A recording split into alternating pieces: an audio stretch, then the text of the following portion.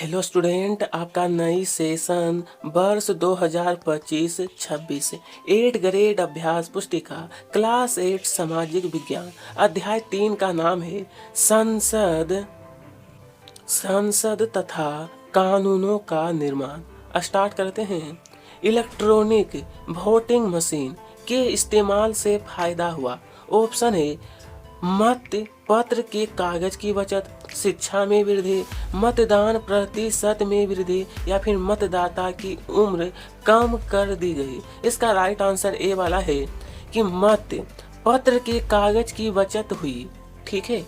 दूसरा प्रश्न, राज्यसभा में निर्वाचित सदस्यों की संख्या। ऑप्शन 245, 545, 543, 233। तो राज्यसभा में निर्वाचन जो है ना 245, ए ऑप्शन राइट आंसर। ठीक है।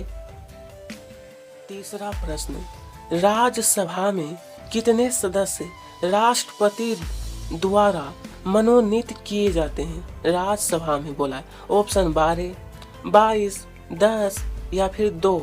Right answer A option 12। कितना? 12। भारतीय संसद का अंग नहीं है। ऑप्शन लोकसभा, विधानसभा, विधान परिषद, राज्यपाल। सही आंसर होगा डी, राज्यपाल जो है भारतीय संसद का अंग नहीं है। बोला है रिक्त स्थानों की पूर्ति कीजिए। प्रश्न दिया है वयस्क मताधिकार में मत यानी वोट देने के लिए आयु, जो आयु है ना राइट आंसर 18 वर्ष निर्धारित है। लोकसभा में निर्वाचित सदस्यों की संख्या 543 होती है। राष्ट्रीय स्तर पर सरकार बनाने के लिए लोकसभा में बहुमत हेतु 272 सदस्यों की आवश्यकता होती है। राष्ट्रीय स्तर पर लोकतंत्र में लोग प्रत्यक्ष रूप से भागीदारी नहीं करके बल्कि प्रतिनिधि चुनते हैं। और यहाँ पर ई नंबर में बोला है लोकसभा में मनोनीत सदस्यों की संख्या, लोकसभा में दोस्तों तो हमारा दो होती है। इस तरीके से आपको रिक्त स्थान कंप्लीट करना है। ठीक है विद्यार्थी, कोई भी पराधीन देश अपने फैसले स्वयं नहीं ले सकता।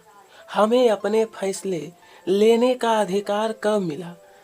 अपने फैसले लेने का अधिकार तो देखिए हमें अपने फैसले का अधिकार 15 अगस्त 1947 को मिला, क्योंकि हमारा देश 15 अगस्त 1947 को आज़ाद हुआ था।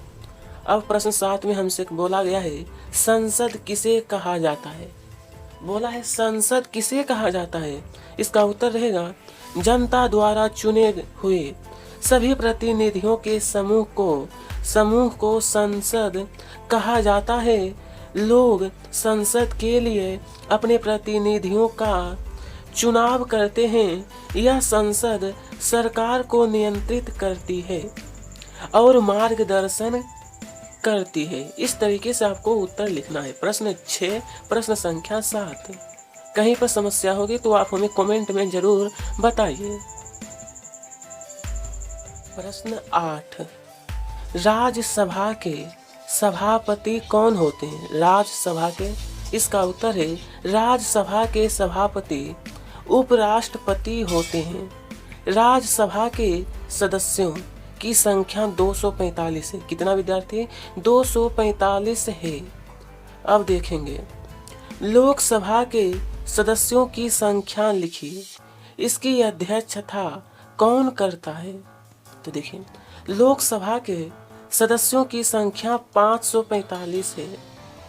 इसकी अध्यक्षता लोकसभा अध्यक्ष करते हैं। ठीक है, यहाँ तक क्लियर है। नंबर 10, राज्यसभा के सदस्यों का चुनाव किसके द्वारा किया जाता है? ध्यान दीजिए राज्यसभा के सदस्यों का चुनाव विभिन्न राज्यों की विधानसभाओं के निर्वाचित सदस्य करते हैं। राज्यसभा में 233 निर्वाचित सदस्य होते हैं और 12 सदस्य राष्ट्रपति की ओर से मनोनीत किए जाते हैं। ठीक है, इस तरीके से आपको प्रश्न 10 को कंप्लीट करना है। ठीक है। नंबर 11, संसद में प्रश्न काल क्या है तथा इसका क्या महत्व है। संसद में प्रश्न काल, तो देखिए, प्रश्न काल एक महत्वपूर्ण व्यवस्था है। इसके माध्यम से संसद सरकार के कामकाज के बारे में जानकारियां हासिल करते हैं। इसके जरिए संसद कार्यपालिका को नियंत्रित करती है। संचालों के माध्यम से सरकार को उसकी खामियां के प्रति आगाह किया जाता है। इस तरह सरकार को भी जनता के प्रतिनिधियों यानी संसदों के जरिए जनता की राय जानने का मौका मिलता है। सरकार से सवाल पूछना किसी भी संसद की बहुत महत्वपूर्ण जिम्मेदारी होती है। इस प्रकार से आप लोग लिखना है, ज्यादा बड़ा नहीं है। बोला गया है नए कानून किस तरह बनते हैं। नया कानून जो होता है, कानून बनाने में संसद की एक महत्वपूर्ण भूमिका होती है। यह प्रक्रिया कई तरह से आगे बढ़ती है। आमतौर पर सबसे पहले समाज के विभिन्न समूह ही किसी खास कानून के लिए आवाज उठाते हैं। यह संसद की जिम्मेदारी है कि वह लोगों के सामने आ रही समस्याओं के प्रति संवेदनशील हो। क्या होना चाहिए? तो संवेदनशील हो। यहाँ तक क्लियर है? चलिए, यहाँ पर बोला है अलोकप्रिय और विवादास्पद कानूनों का जनता किस प्रकार विरोध कर सकती है। तो देखिए, अलोकप्रिय और विवादास्पद कानूनों का जनता निम्न प्रकार से विरोध कर सकती है। पहला नंबर है उसके खिलाफ जनसभाएं कर सकते हैं। दूसरा, अखबारों में लिख सकते हैं। तीसरा रहेगा टीवी चैनलों पे रिपोर्ट भेज सकते हैं। चौथा होगा लोकतंत्र में आम नागरिक संसद द्वारा बनाए जाने वाले दमनकारी कानूनों के बारे में अपनी असहमति व्यक्त कर सकते हैं। इस तरीके से आपको उत्तर लिखना है प्रश्न संख्या 13 का। यहाँ पर बोला है विधायिका और कार्यपालिका।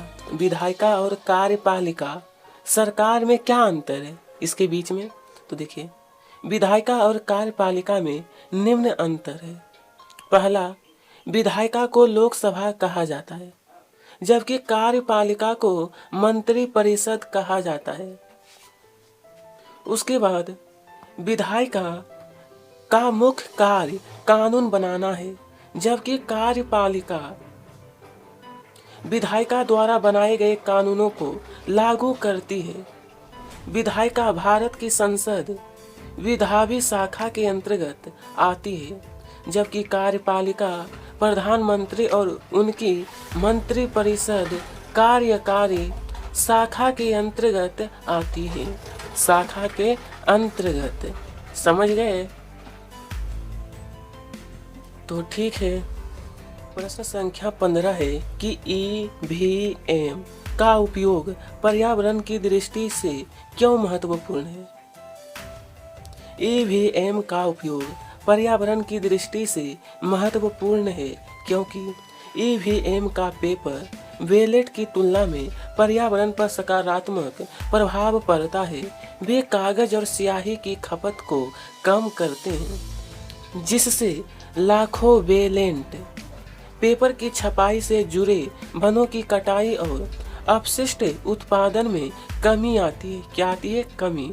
उसके बाद बस इतना ही आपको लिखना है। तो यहीं पर आपका समाप्त होता है चैप्टर नंबर 3। आप सभी को तहे दिल से धन्यवाद।